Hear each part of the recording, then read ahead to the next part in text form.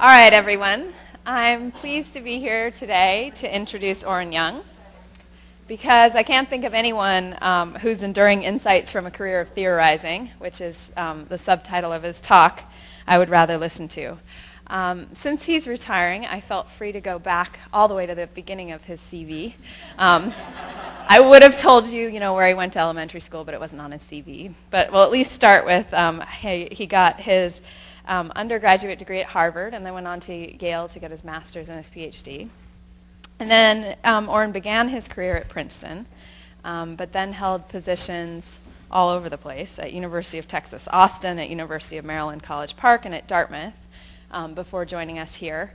And during that time, he also was director of a couple of programs on Arctic governance, which is one of the things that he's known for and has sitting in front of him in his sort of ever-present readings. I've never seen Orin without his packet of readings, and he's had his own talk with his readings here.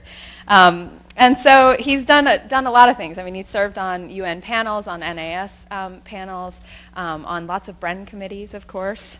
And he's also done some pretty interesting things at Bren. He's been the director of the program on sustainable development here at the Bren School, which has brought in a lot of really interesting people, and he's taught courses associated with that.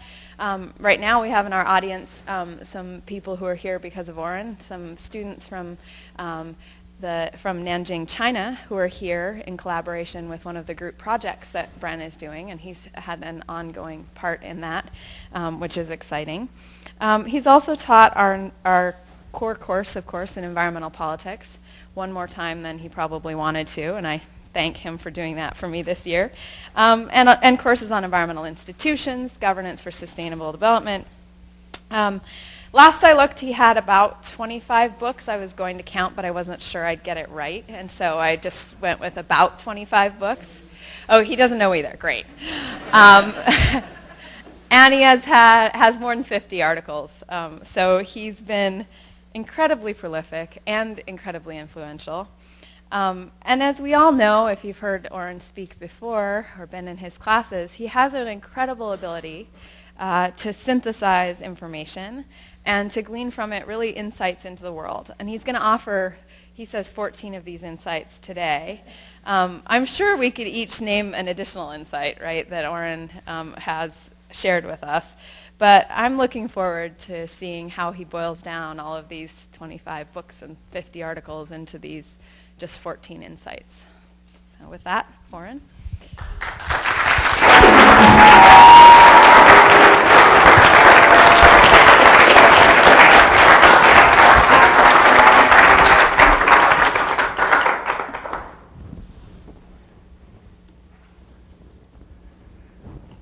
Let me start by thanking you all for coming. It's very nice to be on home turf. Some of you will know that one of the things I do is to talk about things happening in the Arctic. But last week the Arctic made WikiLeaks, and so I've been kind of flooded with phone calls. I gave an interview, for example, to Al Jazeera, which has just published a major article on resource wars in the Arctic. So when you get to this point, you have to look fairly carefully at what they say you said. Anyway, thank you, Sarah, for that kind introduction. Sugaring off enduring insights from 4 decades of theorizing about environmental governance, let me start by explaining my title. Where I come from, which is about as far across the country as you can get, we make maple syrup. And we make maple syrup by gathering a lot of sap and boiling it down so that the final residue is this stuff that you call maple syrup, unless, of course, you buy Aunt Jemima or something of that kind. And we feel it's a good year or a good run when the maple syrup you end up with amounts to something of the order of 2 to 5% of the total volume of the sap that you started with.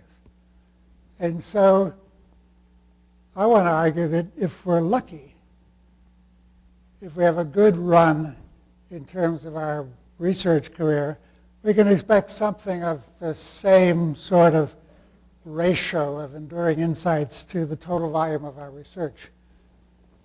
2 to 5%.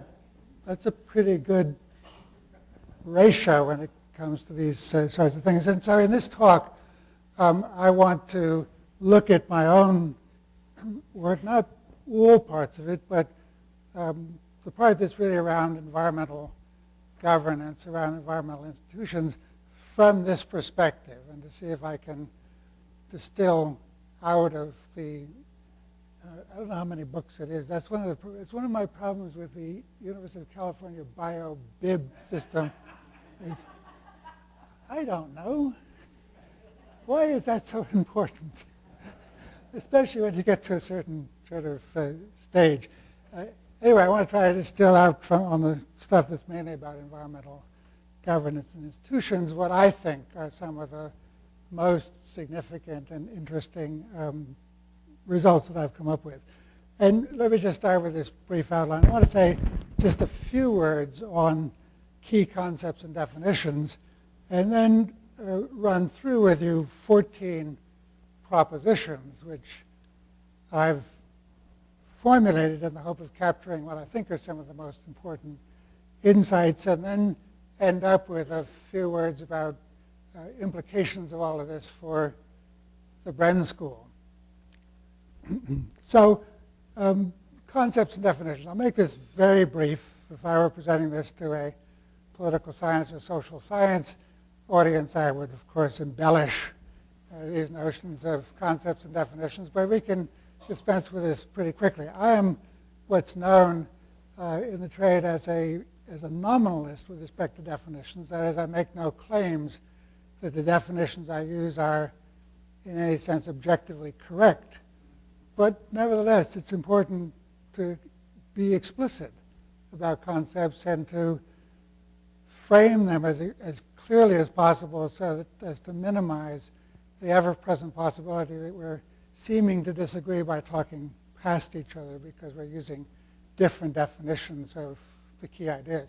So very quickly, so I can get on with the substance, governance, as I use the term, is a social function which has to do with steering or guiding societies toward socially or collectively desirable outcomes and away from undesirable outcomes, avoiding things like the tragedy of the commons, for example.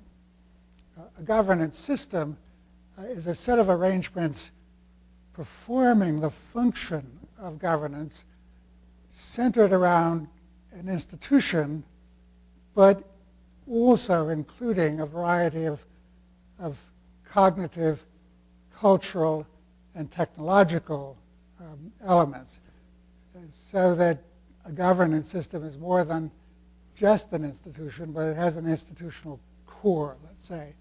And an institution is a collection of rights, rules, and decision-making procedures that creates a social practice, assigns roles to the participants in that practice, and guides the interaction among those participants. An environmental or resource regime, as we use the term, is a specialized institution. In other words, environmental regimes are a proper subset of institutions more generally.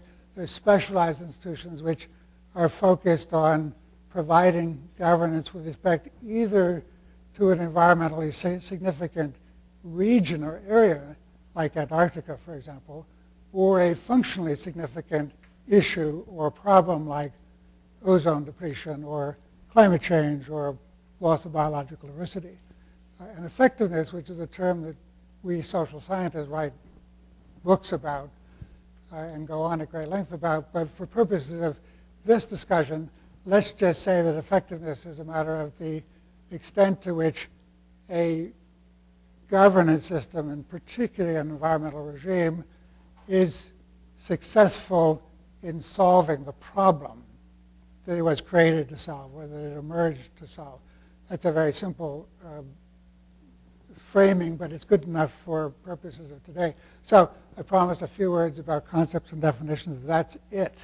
So now on to the meat of the issue. I want to frame these propositions and put them forward in as general terms I can, appreciating that this is a fairly diverse audience. Some of these propositions, probably around the Bren school at least, will be pretty familiar. Others will be perhaps less familiar, possibly more contentious. Even the familiar ones, let me assure you, 3 or 4 decades ago were not so familiar. And so in trying to extract what I think are some of the most important insights, I put in some of the familiar ones. That's a sign of success, by the way, if some of your propositions now seem to be self-evident when they weren't when you got your start. Anyway, here we go on this tour of these 14 propositions. The existence of a government, in the ordinary sense of the term, is neither necessary nor sufficient to perform the function of governance effectively. This conceptual shift, which was quite innovative, shall we say, around about the 1970s and 1980s, has proved to be a very liberating conceptual shift in the sense that it allows us to separate the social function of governance from those organizational arrangements in Sacramento or Washington or wherever they may be that we love to hate. And so we now can talk about things like governance without government. So it's been conceptually productive because it's broken down some of the common distinctions. For example, the distinction between the public sector and the private sector. So we now talk a lot about private governance, or the function of governance being performed by private sector actors. And it's also broken down a distinction which is a rather pervasive one, at least among political scientists, with respect to levels of social organization. International, national, read US, state, local government, and so on. And those subjects are often studied by different cadres of people within the discipline, whereas the notion of governance as a social function encourages cross-scale comparisons. So one of my enduring conversations that's gone on for several decades with Lynn Ostrom, for example, who, as you may know, has tended to focus empirically to a large extent on small scale, local, limited kinds of systems. And as you may know, I've tended to focus on global systems. And we have a wonderful sort of running conversation about, hey, what did you find out? What new conclusions do you have at your level? What do I have at my level? And what do they mean for each other?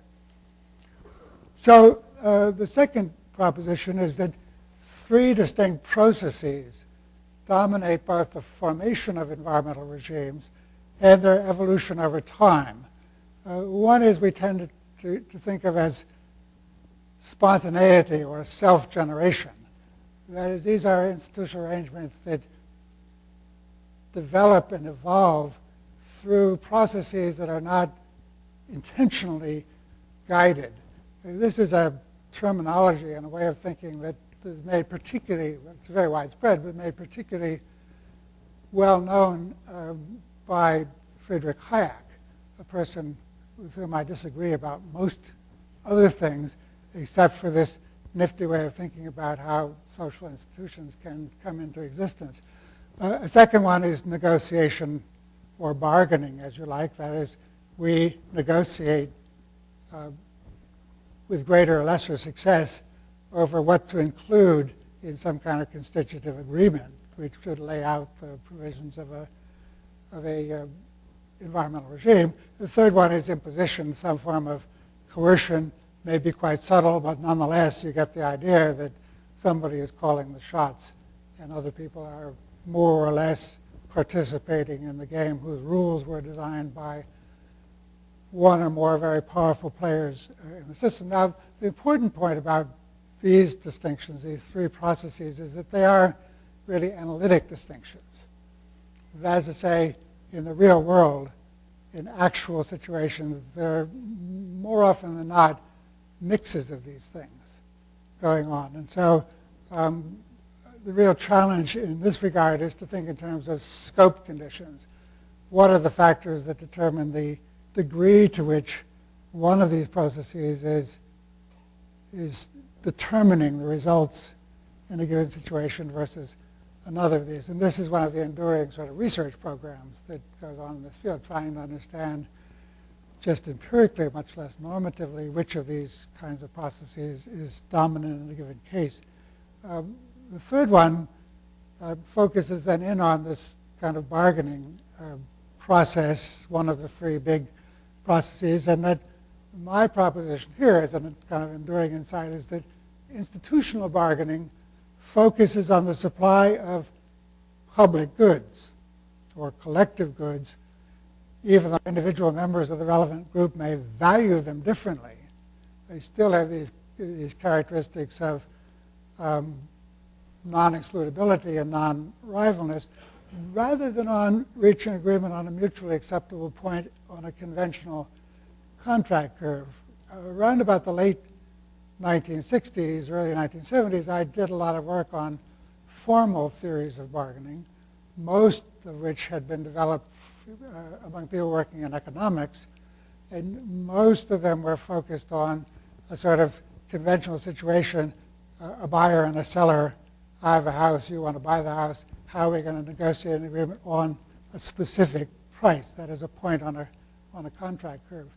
And this led to a widespread sense that in bargaining processes, you want to pursue the minimum winning coalition. So you have the fewest number of people to participate in the spoils. Whereas in the creation of environmental regimes, because they're about public goods rather than private goods, there's a tendency to want to create the maximum winning coalition to get as many participants within the tent as possible, especially in situations where there is a question of implementation on an ongoing basis or over time.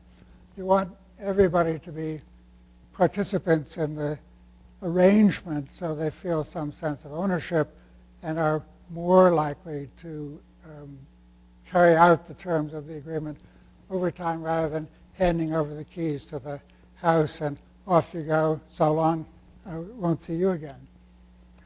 The fourth one is about compliance.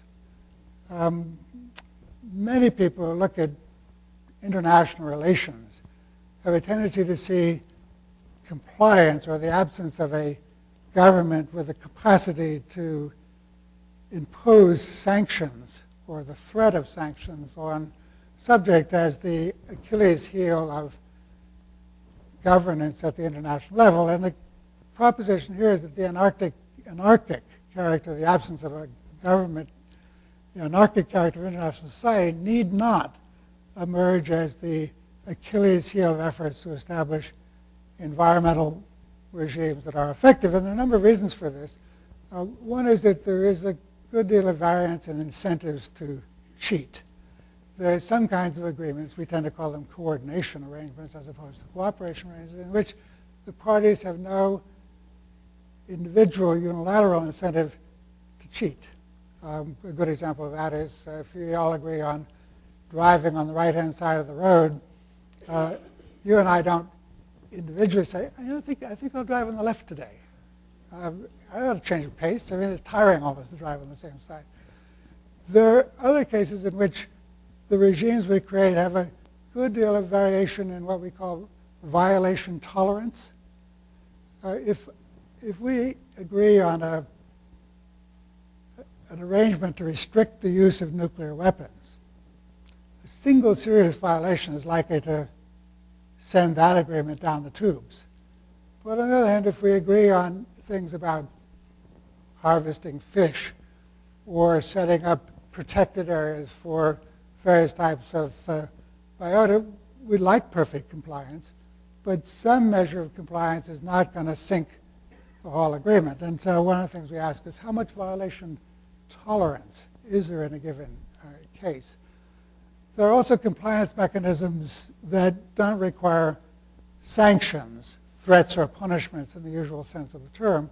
There are quite a few situations in which compliance or non-compliance is a capacity issue. The parties, the responsible parties, don't have the resources, intellectual or social or material, to carry out their obligations. And in those cases, there are a variety of provisions under which we can build capacity to improve the ability and the willingness of the parties to comply. And a fourth one is that these governance systems, these environmental regimes, very often carry out non-regulatory functions. And let me go into that a little bit more with Proposition 5. It's common to think about governance, environmental regimes, very much in regulatory terms. That is, they set forth the rules. And the rules are things like prohibitions and requirements, and compliance is the fundamental question. But there are other things that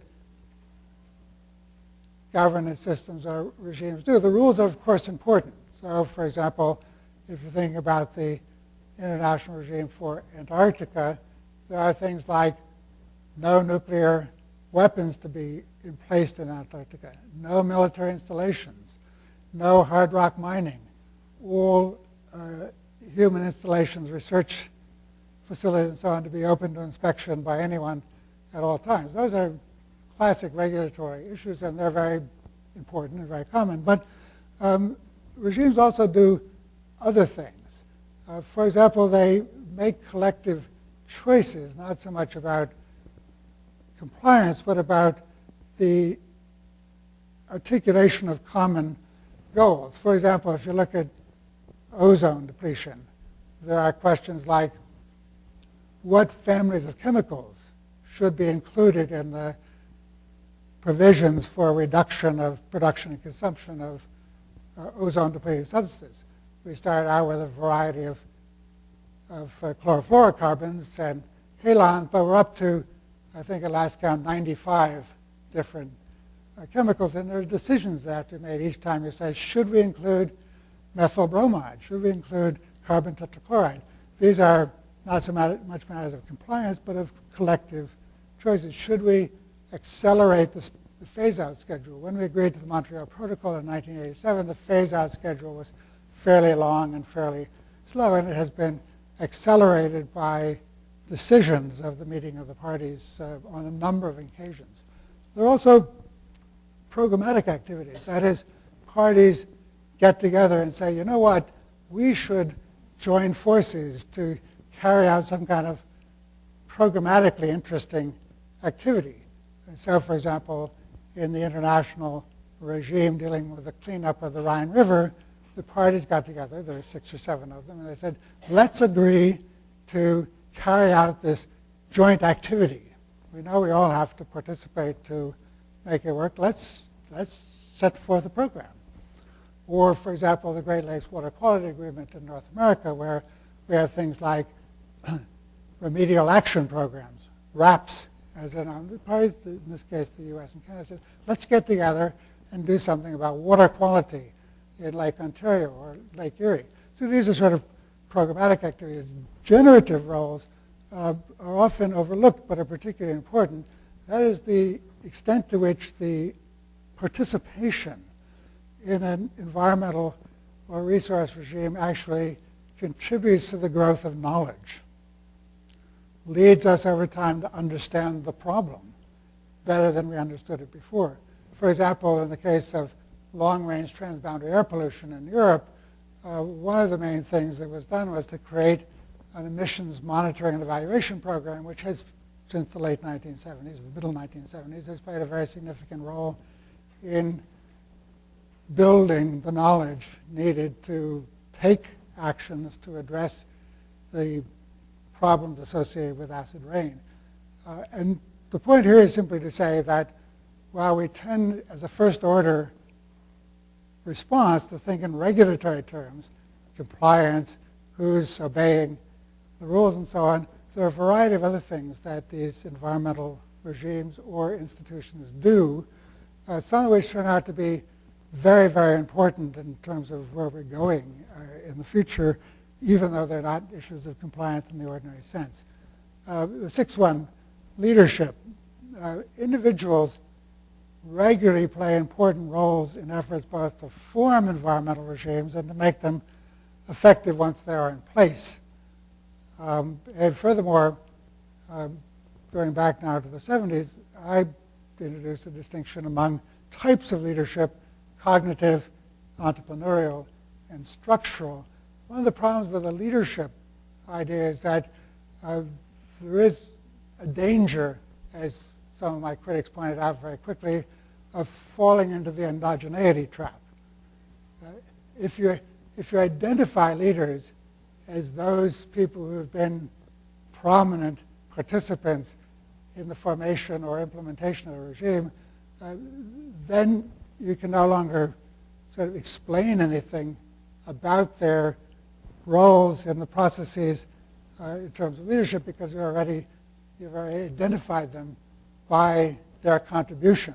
So you have to do something else. You have to say, well, let's look at chairs of large conferences. Let's look at chief negotiators for member delegations. Let's look at the executive directors of major actors in the system like the UN Environment Program. And so you have cognitive leadership. That is people who lead by influencing the discourse, sort of introducing ideas that somehow stick.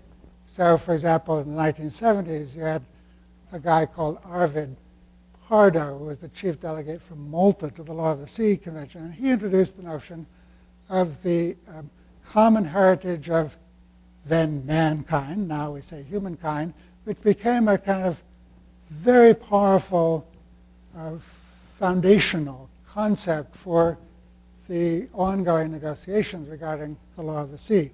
Entrepreneurial leaders are sort of deal makers. These are the guys and gals who can sort of figure out how to sort of get to yes.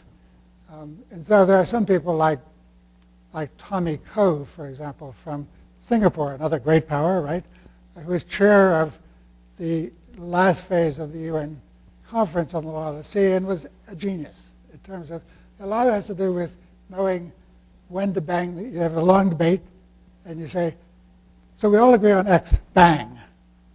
And if you're good, if you're brilliant like Tommy Koh, it can work. The structural leadership is simply having the resources at your disposal to win friends and influence people. So, for example, when the United States was still interested in international environmental agreements, the chief negotiator of the United States for the Montreal Protocol and ozone depletion, Richard Benedict, was a very powerful player because he had the resources of the U.S. Behind him, and so when he made proposals or offered deals, it carried some real weight and authority. So the importance of this proposition is that even at the international level, individuals actually matter, and they matter in terms of these leadership concepts.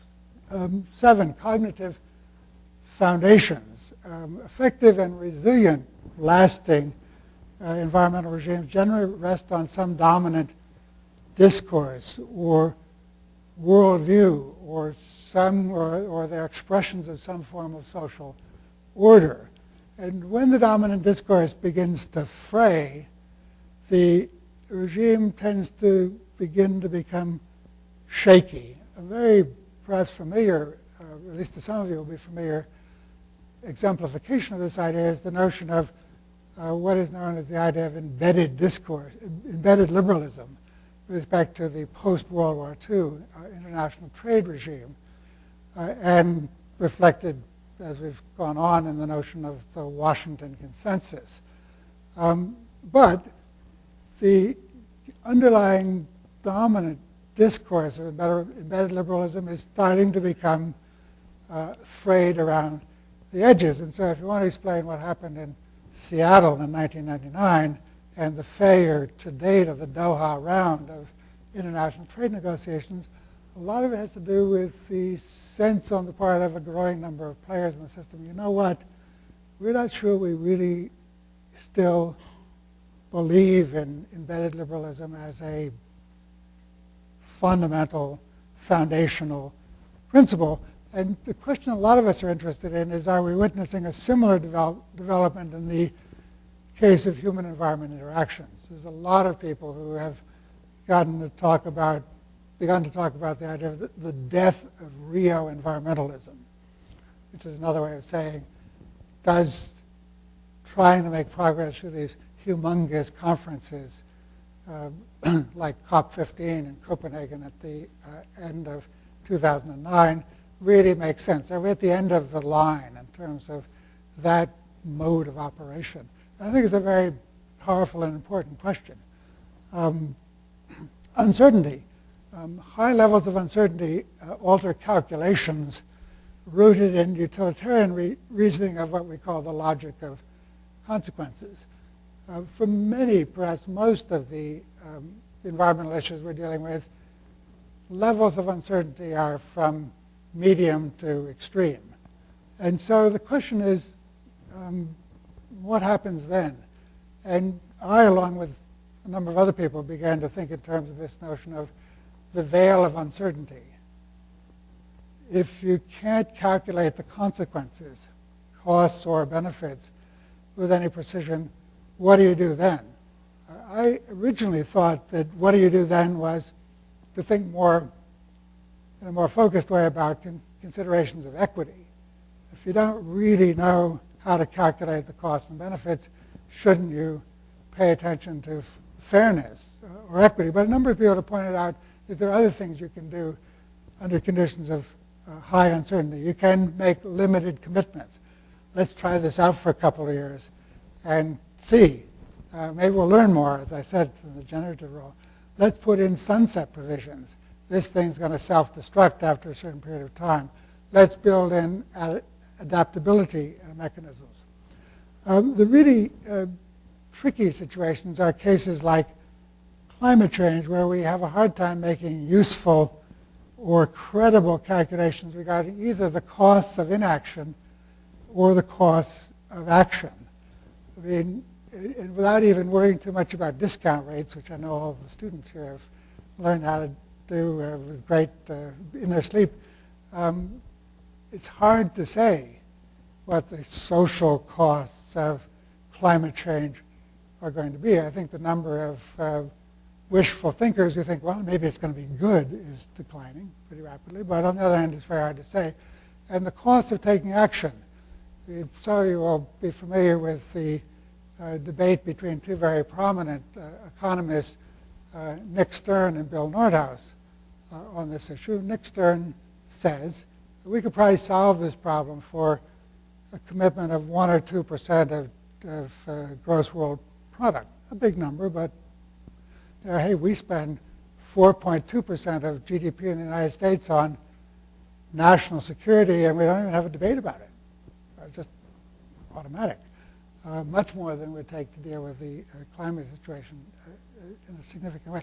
And the contrast here is between, for example, ozone depletion and climate change. Ozone depletion, we were able to make in the early mid-1980s some pretty significant calculations about especially the health consequences of increased thinning, seasonal thinning of the stratospheric ozone layer in terms of the number of cancers, the number of cataracts, and various other kinds of things. And people, by the way, have a strong tendency to react powerfully to issues presented to them in health terms. You may get cancer, so maybe we should do something about this. In contrast to climate change, which is a much harder case to deal with in terms of the uncertainty. Institutional fit. The success of regimes, I argue, environmental governance systems, is tied more closely to the match, the fit between the institutions we create and the biophysical and socioeconomic settings in which they operate than to some generic measure of how easy the problem is to solve, how benign it is, or how difficult the problem is to solve, or how malign it is. So it's really the question of creating the right institutions, the right regimes to deal with the problems at hand. It's fairly easy to mess up even, in some sense, simple problems by creating the wrong regime. We do that with some degree of regularity. And we had some examples in which there's been a fair amount of success, even with seemingly hard problems. There is an idea that's bruited about quite often nowadays to say that the climate problem is a wicked problem. It is the most wicked problem, people are likely to say. I'm not so sure that that's the case. I think a lot of it has to do with creating the right sort of match. And this is where Elinor Ostrom's ideas about beyond panaceas. One size does not fit all. And it's really important to go beyond the kind of knee-jerk ideological prescriptions to get to what do we need in this case. And that has led in my work, particularly to the notion of what I call institutional diagnostics. Sort of applied governance or institutional theory. And you wouldn't go to an engineer or an architect and ask them to build you a bridge or to build your house without any information about where, what kind, what uses, and so forth. I mean, they would ask you a ton of questions about, well, what are the circumstances? What's the geology? What's the economy? And so forth and so on. And the same is very much true with respect to governance systems or institutions. We need a diagnostic approach in which we say, let's talk about the case at hand and all of its details and specific characteristics, and then let's see if we can design to fulfill that particular set of circumstances. Number 10, moving right along here, institutional regimes interact with one another in a variety of ways that have significant consequences for their effectiveness. This can occur both within the same issue area, for example, the interactions between the ozone regime and the climate regime, or across issue areas, the ozone or climate and trade kind of issue. Some of you may know, some of you may not, that the most effective climate regime that we've succeeded in creating so far is the Montreal Protocol dealing with ozone depletion. The Montreal Protocol has resulted in something like 10 times the amount of greenhouse gas emissions reductions as the Kyoto Protocol on climate change. It's a much more effective, but it's a case of interplay, because here you have a regime created for one purpose that plays a very significant role in in addressing another purpose. That's a sort of synergistic kind of interplay. There are also conflictual interplays. Many of us worry quite a lot about the interaction between climate regimes and the WTO, the trade regime, on the grounds that the trade regime is thought to be politically more powerful. And so when push comes to shove, the finance ministers are going to beat up on the environment ministers, and you know the rest of the story. That has actually not turned out to be automatically the case. There's been a remarkable amount of negotiation between those responsible for environmental regimes and the trade regime people about how do we sort of arrange for, how do we sort of facilitate these things functioning without serious clashes or conflicts. There's a lot of political science terminology about this, but I'll pass over that for the moment. While the subjects of international regimes are typically member states, the success of these arrangements depends on the willingness and ability of members to implement them domestically. Remember, we don't have a world government which has the capacity to enforce the provisions of international agreements. But member states, particularly once they have acknowledged or accepted the binding character of their international commitments, are often relatively good at doing what they have promised to do, or at least to some significant extent. One of the things that's most important in this regard is to arrange things in such a way that within each member country there is some constituency. Often it's by appointing a lead agency, which then takes on this international commitment as part of its role definition. It's no longer making cost-benefit calculations. One of the things we do, one of the roles that we play is to be the U.S. or the Chinese or the whatever lead agency with regard to this particular commitment. And then they're often willing to fight more or less intense political battles because this is now part of their role definition. Scaling up and scaling down. Some propositions about governance, environmental regimes, and so on scale up or down in the dimension of social organization, and others don't.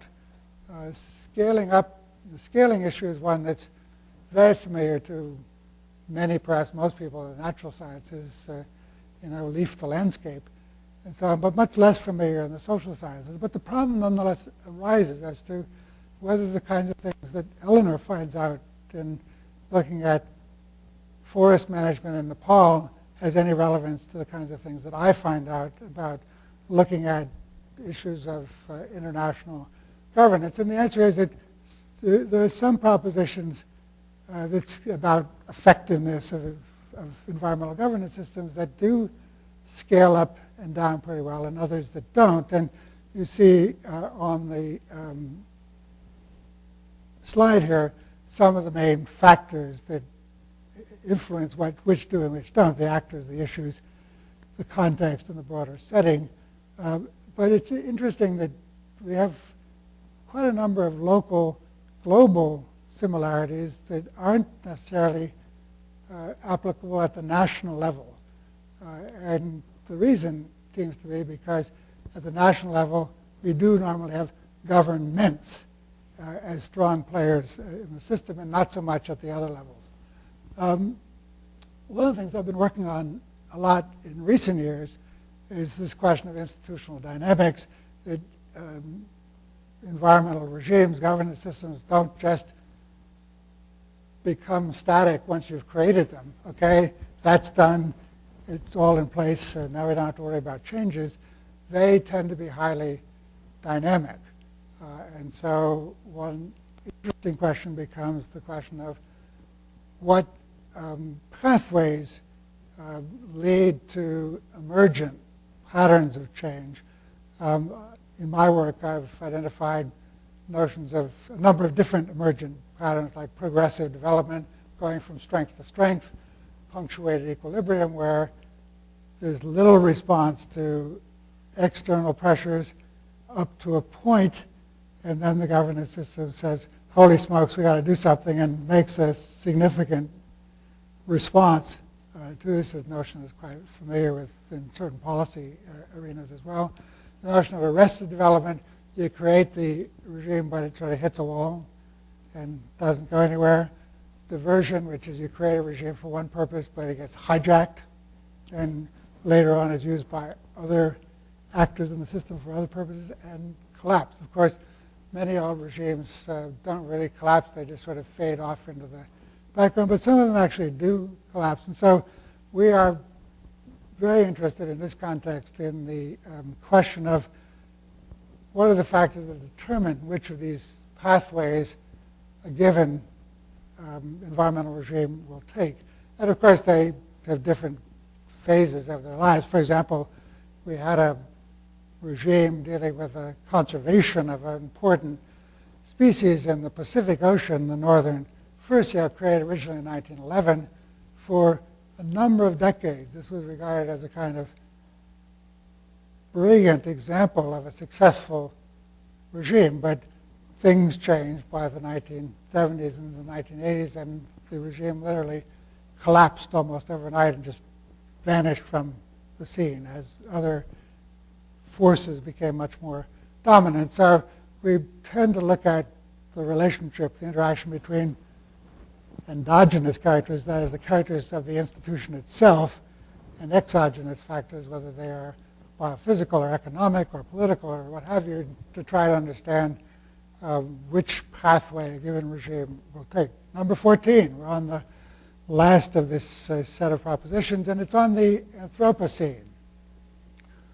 Navigating the Anthropocene requires the creation and operation of governance systems that are effective and resilient in turbulent times. I don't know how widespread in this community the notion of the Anthropocene is, but the idea is that the Earth, including its human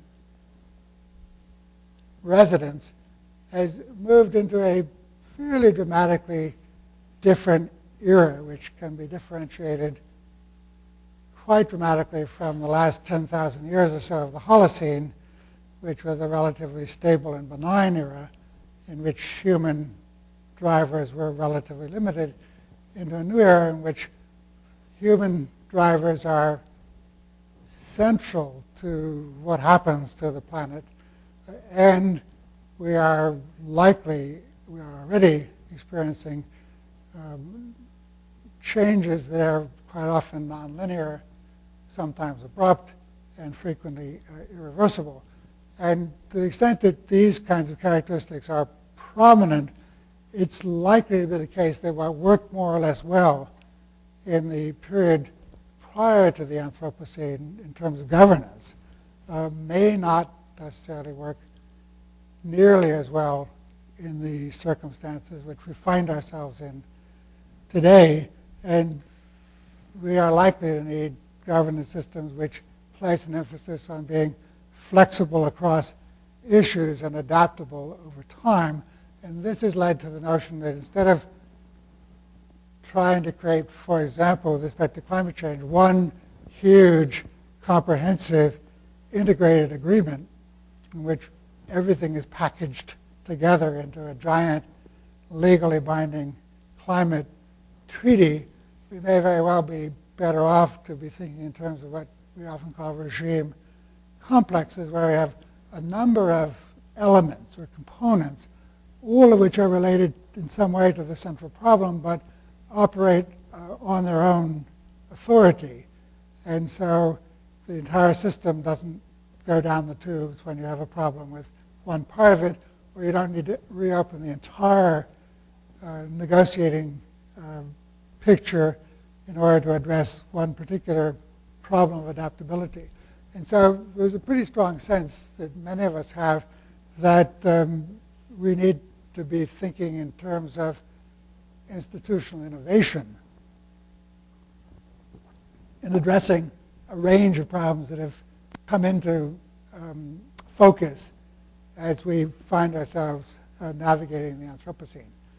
So those are the 14 propositions, and let me now conclude with a few comments on, so what does all this mean for the Bren School? And I'd like to, I think it means a lot of things for the Bren School, but I'd like to focus on three things that I think it means for the Bren School. One is that what we now know as the Great Acceleration, which is the period roughly since the end of World War II, where in terms of human population and the footprint or impact of human actions on the planet has become such a dominant force that the objects of greatest interest during this emerging era are complex systems whose biophysical and anthropogenic elements are inextricably linked. So it's no longer a good strategy to say, oh, well, let's compartmentalize. I'll think of the biogeochemical cycles. I'll think of the economics, and you think of the biota. We really need to understand complex and dynamic systems, and systems which are characterized by these kinds of periodic nonlinearities that are seemingly more important. And one of the things that's really clear about the Earth in this era is that cross-scale interaction in the dimensions of space, time, and social organization are pervasive. And so there's no way that one can address problems, say, well, I'm only interested in the local issues, and somebody else can worry about the others, or say, oh, I'm only interested in the international agreements, somebody else can worry about what happens in other levels of space-time or social organization. And so the first of the three comments that I have to make with respect to what does this mean for the Bren School is the need to think in global terms. It's understandable that many of us are particularly interested in what happens in California or in the western part of North America, but it just isn't going to be successful to think in those sort of segmented terms. We have to understand the extent to which what happens in local settings is very often driven to a very dramatic degree by global issues. Climate change is the obvious one, but there are lots of others as well, including things like trade and social movements. But we need somehow to be making sure that we think at all times about these different levels and to understand the extent to which we are firmly embedded in a sort of global system. That's one. Two, environmental management. We call ourselves the Bren School of Environmental Science and Management. Environmental management is basically a matter of guiding human behavior. Even when we do things like restocking rivers or have fish hatcheries and so on, it requires knowledge of the biophysical systems, but it's human action. And so at the end of the day, it's human behavior that has to, so resource management is not a matter of managing resources, it's a matter of managing human users of resources or those whose behavior impacts resources, and all the more so in the Anthropocene. And several of the things that are significant in this respect is that the power of ideas, the power of sort of our discourses or our sort of fundamental visions or perspectives, which is not a matter of benefits and costs, but what kinds of visions we have as to what makes a difference, are critical, especially if one thinks in decadal terms. I've, over the years, come more and more to think in decadal terms. And things actually do change fairly dramatically in periods of 2, 3, 4 decades, even though you get frustrated and burned out today with the do-nothing Congress or whatever it may be. And I've also come to think that it's very important to think about the convergence of social movements and public choices or public policies. That major changes tend to occur when there's some kind of a intersection of social movements and public policy. And think, for example, of the civil rights movement of the 1950s and 1960s. Think, for example, of abolition or suffrage or any of the big movements. These things tend to happen when there's this kind of engagement or intersection. And this leads a lot of us nowadays to be very much interested in the notion of social tipping points as well as biophysical tipping points. And the hope is these things are going to happen. And the hope is that they might be accomplished in ways that are at least somewhat less nasty and destructive than in other cases. Let's not have another civil war, for example, to deal with climate change. But it's one thing that's clear, and this is my second proposition, that we really need to avoid technocratic approaches. There is, of course, a role for technically proficient kinds of procedures, but when we get into these larger issues on a decadal perspective of social tipping points, there are other forces at work which we ignore at our peril. And finally, because we talk quite a lot about this here at the Bren School, we need, I think, a new approach to the science-policy interface. We like to think of ourselves as policy relevant, but quite frankly, I don't think we do a very good job of it, and for several reasons. One is my experience, and I've worked a fair amount in the policy world or in situations with a high policy content.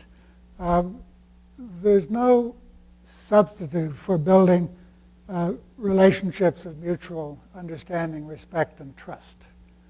I mean, it's not just a matter of doing the science of the analysis and saying, okay, here it is, please now reconfigure your policies on that basis. You need a real relationship, and a relationship that involves trust and respect. A lot of communication becomes, believe me, a great deal easier once those barriers are breached. And I also think that it's very important for us on the science side of the equation to be responding to questions that are on the minds of policymakers rather than simply delivering the findings of science as we come up with those findings.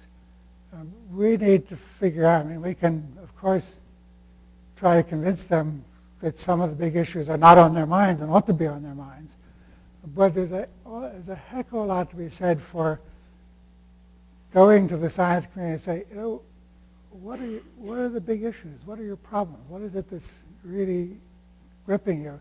And then saying, well, let's see whether we have some knowledge, some methods, some procedures, some data that might be really helpful in sort of cutting your way through those kinds of problems, rather than going, you know, once every year, once every 6 months, as we often do, and, you know, give a science talk to the relevant national or local agency or the relevant international agreement and say, okay, here's the new science, please make use of it. Developing a different kind of relationship, I think, is important. So the final point then is I think we must develop what I would call end-to-end engagements, that is where we have real relationships with the policy community from an early stage in the process sort of all the way through. This is, of course, time-consuming and energy-consuming, but if we're serious about having some real impact, some real relevance to the policy world, I think that this is what my experience tells me, that this is what is necessary. So finally, au revoir, but not farewell. You're not getting rid of me all that easily. I will continue to be here. Gail may let me spend a bit more time in the land of maple syrup in future years with a less fixed teaching schedule, but I'm reconfiguring my office on the 4th floor and expect to be very much a member of this community. And thank you very much for listening, and hope we have many further good interactions over the coming years.